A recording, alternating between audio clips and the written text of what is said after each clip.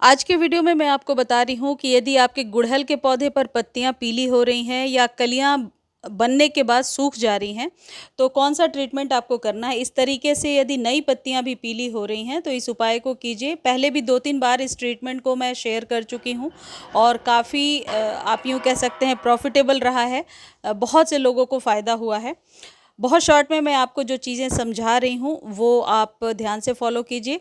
देखिए, मेरे ये देशी गुड़हल का पौधा है और करीब 38 के करीब इसमें कलियाँ बनी हैं एक ही पौधे में। हालांकि पुराना पौधा है। यदि आपका भी कोई पुराना पौधा है और अभी तक कलियाँ नहीं उसमें बन रही हैं तो ध्यान से सारे टिप्स को आप फॉलो करेंगे तो ज़रूर आपके भी पौधे पर कलियाँ बनने लगेंगी। टिप नंबर 1 है जो अभी से ध्यान देंगे वो है सॉइल मीडिया।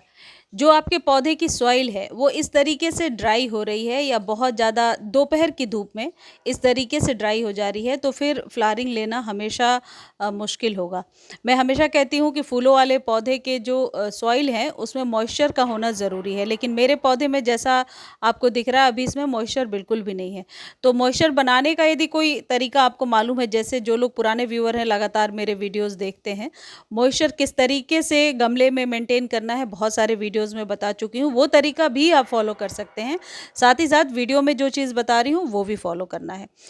सेकंड सबसे इम्पॉर्टेंट चीज़ होगी वो ये है कि आपके पौधे पर यदि कलियां बन करके सूख रही हैं तो पौधे को दोपहर के धूप से बचा कर रखिए। कहने का मतलब है, वैसे तो गुड़हल के लिए धूप ज़रूरी है 4 से 5 घंटे की, लेकिन डिपेंड करता है कि आपका पौधा किस जगह पे रखा हुआ है। यदि मॉर्निंग से धूप मिल रही है और कली बनी हुई है और कलियां पीली हो रही हैं, जैसा मेरे पौधे की अभी मैं आपको दिखा रही हूँ, जैसे आप देख रहे हैं ये वाली प्रॉब्लम, कली बनी है लेकिन कली खिल नहीं पा रही है और पौधा कमज़ोर भी है।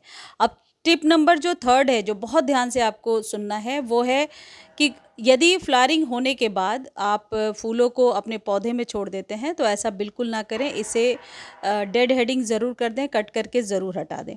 यदि कलियां बहुत सारी बनी हैं तो आप किसी भी प्रकार के एनपीके या एप्सम सॉल्ट का स्प्रे कलियों पर बिल्कुल नहीं करेंगे। ये भी एक रीज़न होता है कि कलियां फिर पीली होकर के गिरने लगती हैं।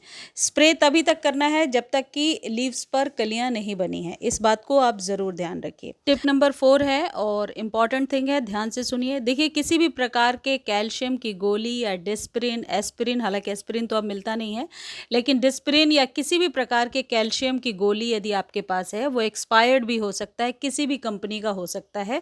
उसे 1 लीटर पानी में डाल करके रखना है।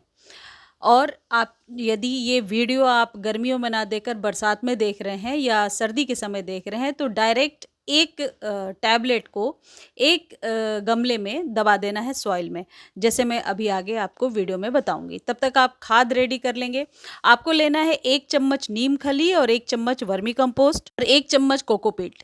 ये तीनों चीज़ एक गमले के लिए है, यानी जो हिसाब मैं आपको बता रही हूँ एक एक चम्मच का, ये 8, 10, 12 इंच के गमले के लिए परफेक्ट है। और एक कोई भी कैप्सूल किसी भी कंपनी का हो सकता है, मैं बार बार कह रही हूँ, एक्सपायर्ड गोली भी हो सकती है। इसके फ़ायदे गार्डनिंग में बहुत होते हैं।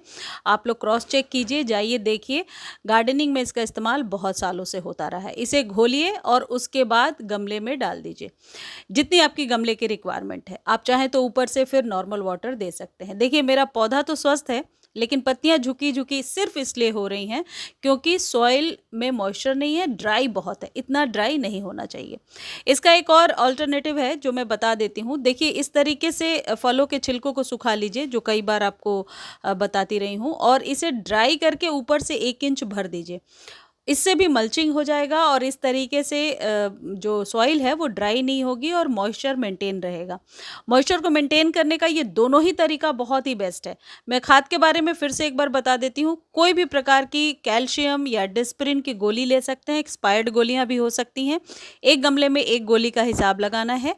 उसे आप पानी में पहले पानी अपने हिसाब से ले लीजिए, 1-1.5 लीटर उसमें डालिए। जब वो अच्छे से घुल जाता है फिर 1 चम्मच नीम खली, 1 चम्मच वर्मी कंपोस्ट और 1 चम्मच कोकोपीट मिला करके इस मिश्रण को आप पौधे के ऊपर डाल दीजिए। यदि आपको लगता है उसके बाद भी नॉर्मल वाटर डालने की ज़रूरत है तो डाल सकते हैं। और पानी जैसे रेगुलर हम अपने पौधे को देते हैं वैसे देते जाइए। इससे मिट्टी में मॉइस्चर मेंटेन रहेगा। और ये जो प्रोसेस है, ये कैप्सूल यदि डाल रहे हैं तो मंथ में 1 बार, और नीम खली वर्मी कंपोस्ट और कोकोपीट वाला आप 15 दिनों के बाद रिपीट कर सकते हैं। आप देखेंगे गुड़हल में इससे फ्लावरिंग बहुत ज़्यादा होती रहती है। ये जो टैबलेट्स होती हैं कैप्सूल, जो विटामिन या फिर डिस्परिन की है, इसके जो अपने तत्व होते हैं, एलिमेंट्स होते हैं, वो आपके पौधे के सॉइल को बहुत ही ज़्यादा मॉइस्चर देने का काम करते हैं और भी इसके बहुत सारे फ़ायदे हैं। तो यदि आप बरसातों में इसको यूज़ कर रहे हैं या सर्दियों में, तो डायरेक्टली सॉइल में दबा दीजिए और 1 महीने बाद रिपीट कर लीजिए। और यदि अभी गर्मी में इस्तेमाल कर रहे हैं तो जैसे मैंने आपको बताया उसी तरीके से इस्तेमाल करना है घोल के। इसका इस्तेमाल आप शाम या सुबह के समय कर सकते हैं, लेकिन धूप में बिल्कुल भी नहीं करना है। जैसा कि आप देख रहे हैं मेरे पौधे पर अभी धूप नहीं पड़ रही है। पौधे को लश ग्रीन बनाकर रखने के लिए स्प्रे एक बहुत ही अच्छा तरीका हो सकता है। आप चाय पत्ती वाला स्प्रे कर सकते हैं, जो कई बार मैंने आपको बताया है। और ये जितने भी हाइब्रिड वाले गुड़हल हैं, इन्हें आप दोपहर की धूप से ज़रूर बचा कर रखें। यदि आपने पौधे को ज़मीन में लगा रखा है तो चारों तरफ से गुड़ाई करके इसी खाद को 10 गुना बढ़ा करके दे सकते हैं और ऊपर से सॉइल से ढक सकते हैं।